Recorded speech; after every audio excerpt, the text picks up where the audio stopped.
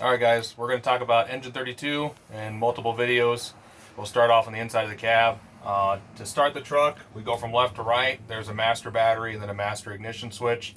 You can't see it in the video. But we'll start at the engine. Once you have both switches flipped, there is a big push to start button. You want to wait for everything on the dash for the needles to Zone 1 forward, Saunders 800. backwards, Cedar Tower. and on the screen it'll say wait for fluid level information. After it says all EFLC levels are normal, you're ready to start it. After the engine started, we'll just talk through everything on the cab. Obviously your blinkers on the steering wheel. You can adjust your steering wheel. Your seat adjustments, you have to kind of look at it. We don't have it in the video, but it's all electronic controlled. By moving the switches different ways, you can move the seat forward, backwards. You can lift the seat up and down and lift the back up and down too. You've got your headlights here. It's just a push or toggle switch to turn it off and on. Windshield wipers, same as the aerial, same with your dash dimness lever. AC, you've got pretty much similar to the aerial, except it runs everything. Instead of having a rear unit and a front unit, you can flip it to front, defrost and legs, defrost only. Then you have fan settings for the front and rear, and temperature settings. There's a little flip switch here for the AC to engage. This Akron light switch here shows you what seats have pressure on them. When they're lit up green, it means people are seat belted in, and it senses pressure on it. This switch here flips it on, automatically engages all your warning lights. You'll see the one that's labeled roto ray is also not. It's supposed to be headlight flasher as well. This one will only start engaging once the air brake is off. The roto ray will start spinning on the front. These three over here are your scene lights around the cab only. You have a left, a brow light, which is your front scene light, and a right scene light. You also have a ground light switch, which should automatically normally engage when the truck is in park, but while you're driving you can turn on the ground lights. You have siren brake for the Q siren.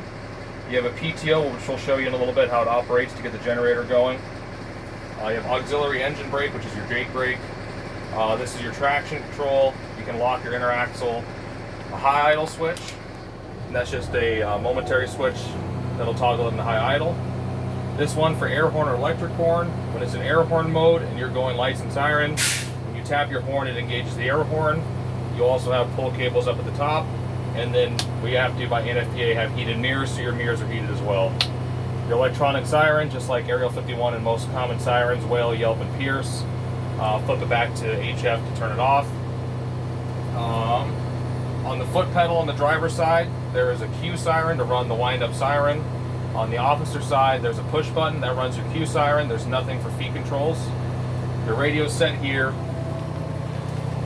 Right now it's set to Cedar Tower, and we'll go over later how to actually operate it.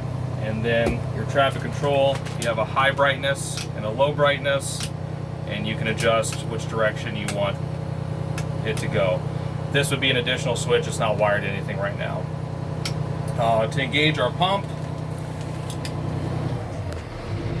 we keep our truck in neutral.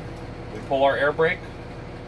There is a collar on this transfer valve. We're going to pull it up, go halfway, wait for that air to stop, up, all the way down. It shows pump engaged, but we still have to put it in drive to fully engage it. When we go into drive, we should wait for this to go okay to pump. It means our pump is now currently engaged. To do the reverse of that, we take it out of drive first. We go back into neutral. Once again, the two-step of the collar, so pull up, back up, pull up again, and now we're able to go back to driving. With the PTO, if we want to run the generator, your PTO is operated from the cab only. And then to actually engage the generator is on the pump compartment, which we'll show you in a little bit. That's very similar to how the aerial is. We try to keep them the same between the two. So you engage your PTO, and you can go over to the pump panel and engage your generator. That should be it for the internal cab. In our mirrors. Mirrors are left to right, and you can adjust them either way. They're electronically powered mirrors. So that should be it for the engine operations, and we'll move on to the pump panel.